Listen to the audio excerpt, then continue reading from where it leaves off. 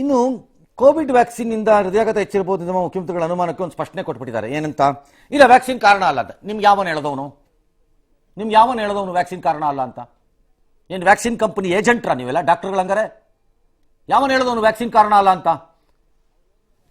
ಎಲ್ಲ ಸಾವುಗಳಿಗೂ ವ್ಯಾಕ್ಸಿನ್ನೇ ಕಾರಣ ಅಲ್ಲ ಅಂತ ಬೇಕಾದ್ರೆ ಹೇಳಿ, ಅಲ್ವೇ ಅಲ್ಲ. ನಾನು ಒಪ್ಕೋತೀನಿ ಬೇಕಾದ್ರೆ ಅದನ್ನ. Naturally and it's correct also. Vaccine ಎಲ್ಲ ಸಾವು ತಗೊಂಡವ್ರನ್ನೆಲ್ಲ ಸಾಯಿಸ್ತಾ ಇದೆ ಅಂತ ಹೇಳ್ತಾ ಇಲ್ಲ ಯಾರು ಇಲ್ಲಿ. ತಗೊಂಡವರಲ್ಲಿ ಕೆಲವರ ಬಾಡಿಗೆ ಅದು ಒಗ್ತಿಲ್ವೋ ಅನ್ನೋ ಪ್ರಶ್ನೆ ಬರ್ತಾ ಇರೋದಿಲ್ಲಿ. ಆ ಅಧ್ಯಯನ ಮಾಡಲಿಕ್ಕೆ ನಿಮ್ಮ ಹತ್ರ ತಾಕತ್ತು ಇಲ್ಲ, ಟೈಮೂ ಇಲ್ಲ.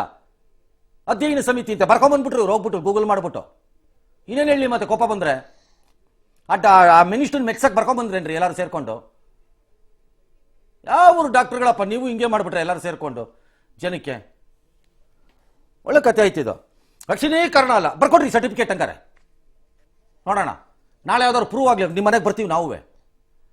ವ್ಯಾಕ್ಸಿನ್ ತಗೊಂಡವರೆಲ್ಲ ಸಾಯ್ತಾರೆ ಅಂತ ಹೇಳಿದ್ರೆ ಮೂರ್ಖತನ. ಹಾಗಿದ್ರೆ ಎಲ್ಲರೂ ಸಾಯ್ಬೇಕು ಅವಾಗ ಅಲ್ವಾ?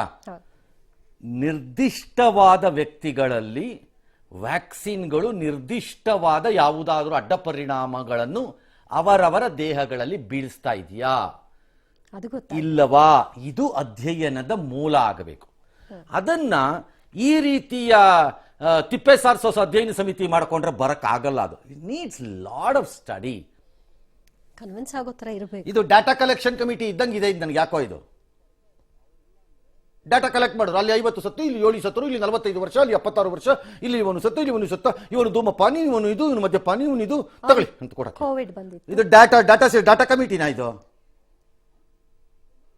ನೀವು ಬರ್ಕೊಡಕ್ ನೀವ್ ಯಾಕೆ ಬೇಕಿತ್ತು ನಮಗೆ ಬೇಕಾಗಿರೋದು ಅದು.